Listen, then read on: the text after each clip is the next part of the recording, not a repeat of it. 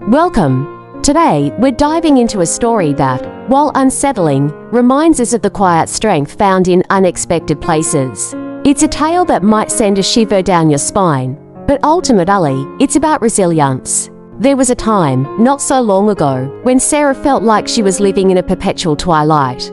It wasn't the kind of twilight that precedes a beautiful sunset, but rather a heavy, suffocating gloom that clung to her days. She'd always been a bit of a night owl, but this was different.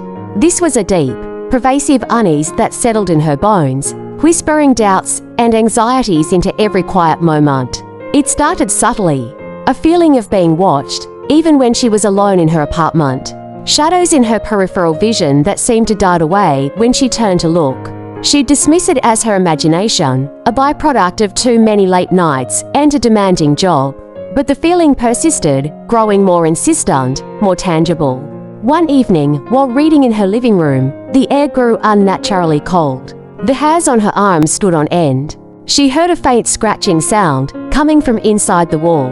It wasn't the scurrying of a mouse, it was a deliberate, rhythmic scrape.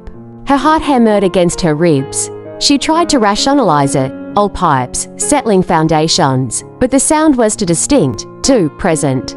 The scratching continued for what felt like hours, a constant, unnerving companion to her growing fear.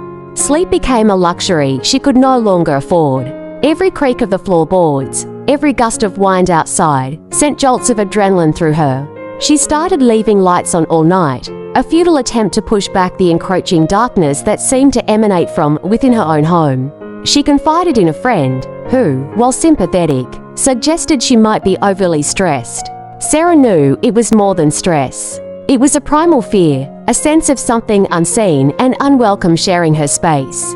She began to avoid certain rooms, her own home transforming into a minefield of potential dread. The once comforting familiarity of her surroundings had become a source of constant apprehension. One particularly terrifying night, she woke to a distinct whisper right beside her ear. It was unintelligible, a sibilant hiss that sent a wave of icy terror through her. She bolted upright, her breath catching in her throat.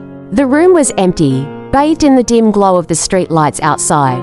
But the whisper lingered, a phantom echo in the silence.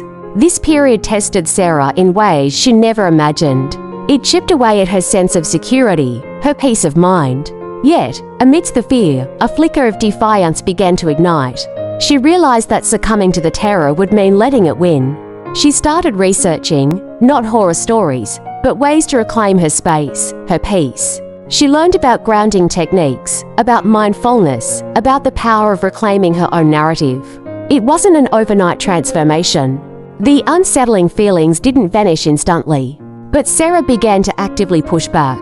She started small, spending a few minutes each day in the rooms that felt most oppressive, focusing on her breath, on the solid reality of her surroundings. She learned to acknowledge the fear without letting it consume her. This journey taught Sarah a profound lesson, that even in the face of the most unsettling experiences, the human spirit possesses an incredible capacity for resilience. It's about finding the courage to face what scares you, not by banishing it, but by understanding it and, ultimately, by reclaiming your own inner strength. Thank you for joining me for this story. I hope it resonated with you. If you found this compelling, consider following for more life stories that explore the depths of human experience.